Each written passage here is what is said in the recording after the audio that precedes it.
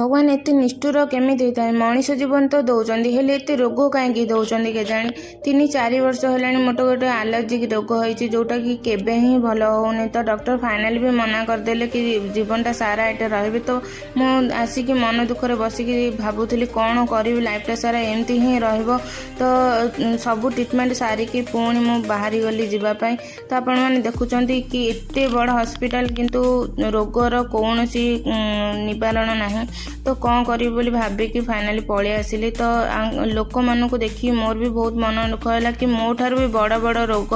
एमानकर होइछि जोटा कि लाइफ रे केबे भी भल हो पारे कि न हो पारे सेटा भी जना नहीं तो हेले भी से हिम्मत ताकत रखिकी से माने आसुचंती ट्रीटमेंट होगापाई तो सही हिम्मत रखिकी मु पुणी बाहरी पड़ली बाहर आसिकी देखला बेलू वर्षा एते जोरी होची दिन गोटे हेलानी किछि खाइबाकू नहीं ब्लड टेस्ट जेहेतु हबार थिला किछि खाइबाकू नथिला तापरे मु आसिकी गोटे भेज होटेल पहुँची गली भेज रे मु बहुत सारा आइटम आनिकी खाईदेली खाईदेकी तापरे पुणी बाहरी गली पुरी जीवापाई